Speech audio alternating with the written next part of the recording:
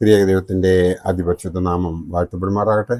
കർത്താവിൽ പ്രിയ വിശ്വാസികളുടെ സമൂഹമേ, കുഞ്ഞുങ്ങളെ, നിങ്ങളെ ഏവരെയും വീണ്ടും വരുമെന്ന് അരുളിച്ചത് സ്വർഗാരോഹണം ചെയ്ത കർത്താവായ യേശു ക്രിസ്തുവിന്റെ നാമത്തിൽ പ്രഭാത വചനത്തിലേക്ക് വളരെ സ്നേഹത്തോടെ വിനയത്തോടെ സ്വാഗതം ചെയ്യുന്നു. ഇന്നത്തെ ദിവസത്തിൻ്റെ പ്രത്യേകത എന്ന് പറയുന്നത് ഈ വർഷത്തിലെ 229 ദിവസം ആണ്. ഇന്ന് 600 എപ്പിസോഡ് പബ്ലിഷ് ചെയ്യുന്നതിനായി ദൈവത്തിൽ ശരണപ്പെടുന്നു. ഇന്നത്തെ ചിന്താവിഷയം നമ്മുടെ സങ്കല്പത്തിലെ സ്വർഗരാജ്യം. നമ്മുടെ സങ്കല്പത്തിലെ സ്വർഗരാജ്യം. ആധുനിക കാലത്തെ സാഹിത്യകാരനും കവിയുമായ T.S.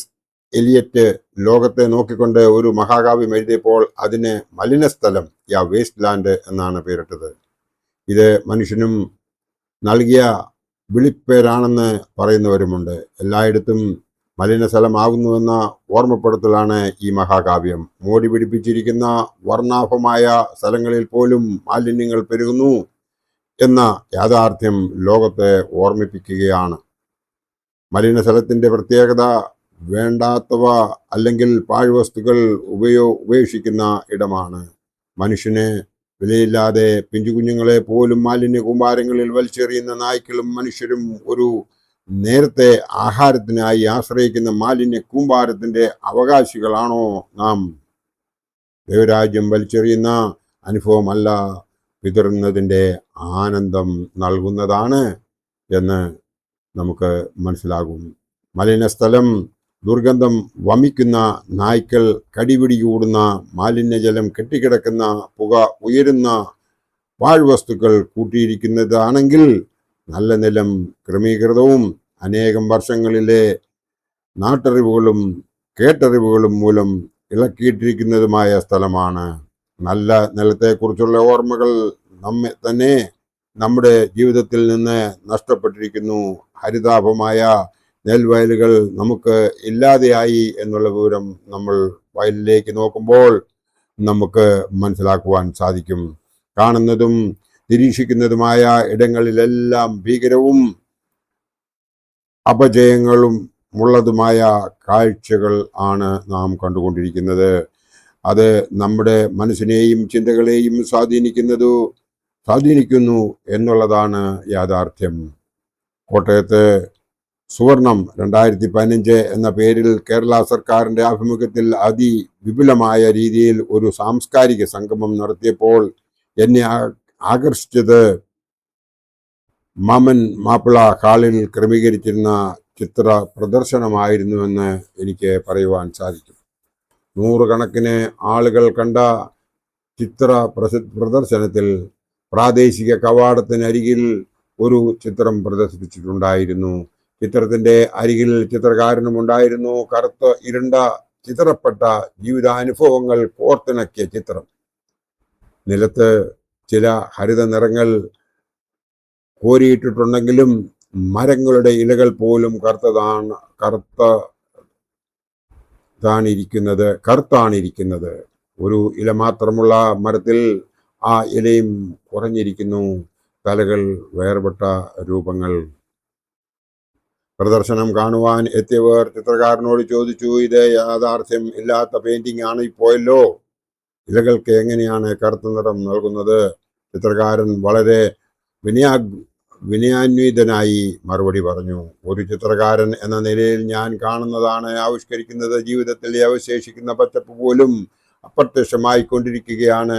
അധികം താമസിയാതെ രാത്രിയുടെ അനുഭവങ്ങൾ നമുക്ക് അറിയുവാനിടയാകും. രാത്രിയിൽ എല്ലാം കറുപ്പാണ്. ജീവിതത്തിന്റെ സമസ്ത മേഖലകളുടെയും ഇരുണ്ടതാകുന്ന മാലിന്യത്തിന്റെ സ്പർശനമാണ് എവിടെയും. അവിടെയാണ് ഇരുട്ടിൽ പ്രകാശിക്കുന്ന ദീപം പോലെ നിങ്ങൾ ഓരോരുത്തരും ആയിരിക്കേണ്ടത്. സ്വർഗരാജ്യത്തിന്റെ നല്ല ഓർമ്മകളാൽ ഇരുണ്ട അനുഭവങ്ങളെയും കാഴ്ചമറക്കുന്ന രാത്രിയെയും പ്രകാശമാനമാക്കണം. 4 പ്രത്യേകതകൾ ഇവിടെ ചൂണ്ടിക്കാണിക്കുവാൻ കഴിയും. വളരുവാനുള്ള നല്ല അനുഭവങ്ങളുടെയും ക്രിസ്തു വാഗ്ദത്തം ചെയ്ത അനുഗ്രഹങ്ങളുടെയും ആകത്തുകയാണ് സ്വർഗരാജ്യം. വാഗ്ദത്തം എന്നാൽ വാക്കിനാൽ ദത്തം എന്നർത്ഥം. നല്ല വാക്ക് ഉച്ചരിക്കുന്നവർ ക്രിസ്തുവിനോട് കൂടെ സഞ്ചരിക്കുന്നവരാണ്. ക്രിസ്തുവിന്റെ വാക്കിനാൽ ലഭ്യമാകുന്ന അനുഭവമാണ് സ്വർഗരാജ്യം. ക്രമീകൃതമായ ജീവിതാനുഭവങ്ങളുടെ നല്ല നിലമാണ് സ്വർഗരാജ്യം. അനന്തതയിലേക്കുള്ള കവാടമാണ് ക്രിസ്തുവെങ്കിൽ ക്രിസ്തുവിലൂടെ പ്രകാശിക്കുന്നവർ എത്തിപ്പെടുന്ന ഇടമാണ് സ്വർഗരാജ്യം. ദൈവത്തിന്റെ ക്രമമാണ് ഇവിടെ നിലനിൽക്കുന്നത്. മനുഷ്യന്റെ ആസൂത്രണവും പദ്ധതിയും മാനുഷികമായ ബുദ്ധിയും ഇല്ലാതാകുന്നിടത്ത് ദൈവീക പദ്ധതികൾ ഉരുവം കൊള്ളുന്നു.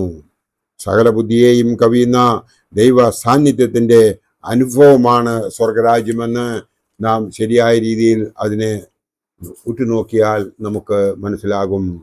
മൂന്നാമത്തത് സ്വർഗരാജ്യം വരുവാനുള്ളതിന്റെ രുചി നൽകുന്ന അനുഭവമാണ്. ഈ ലോകത്തിൽ വെച്ച് തന്നെ സ്വർഗരാജ്യത്തിനായി ഒരുങ്ങേണ്ടതുണ്ട്. സ്വർഗരാജ്യത്തിന്റെ അനുഭവം ആസ്വദിക്കേണ്ടതുണ്ട്.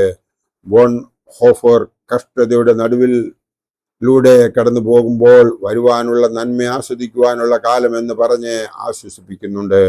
വരുവാനുള്ള മഹത്വം ഓർത്താൽ ക്ഷണനേരത്തേക്കുള്ള കഷ്ടം എന്ന് വിശ്വാസികളെ ഓർമ്മിപ്പിക്കുന്ന പരിശുദ്ധനായ പൗലോസ്ലീഹായെയും നമുക്ക് കാണുവാൻ സാധിക്കും.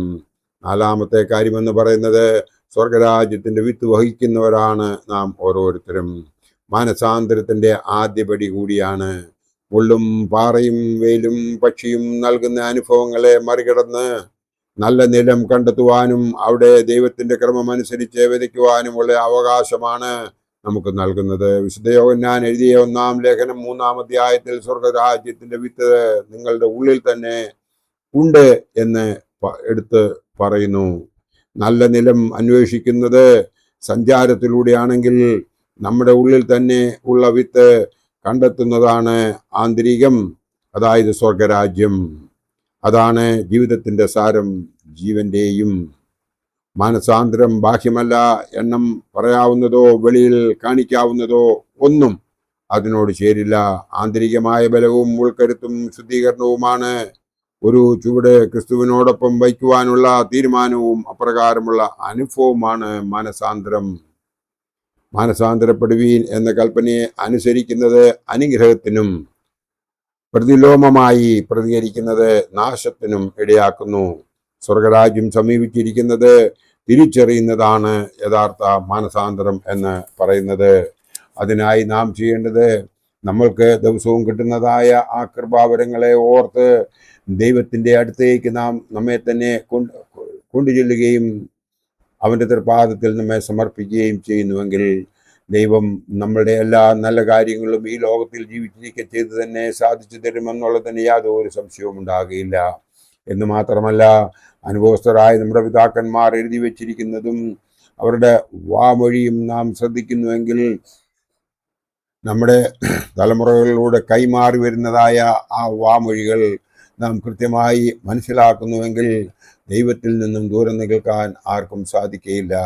അങ്ങനെ ദൈവത്തിൽ നിന്നും മാറി നിൽക്കാതിരിക്കുവാൻ വേണ്ടിയിട്ട് നാം ചെയ്യേണ്ടത് സൽപ്രവർത്തികൾ ചെയ്യുകയും എല്ലാത്തിലും സന്തോഷിക്കുകയും ഇടപെടാതെ പ്രാർത്ഥിക്കുകയും ദൈവത്തെ സ്തുതിക്കുകയും ചെയ്യുകയാണ് ചെയ്യേണ്ടത്.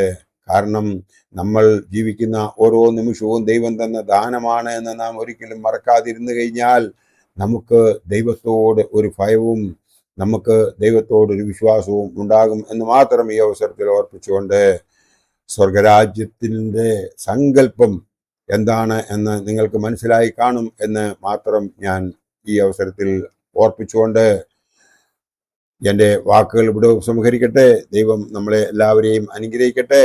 നന്ദി, നമസ്കാരം.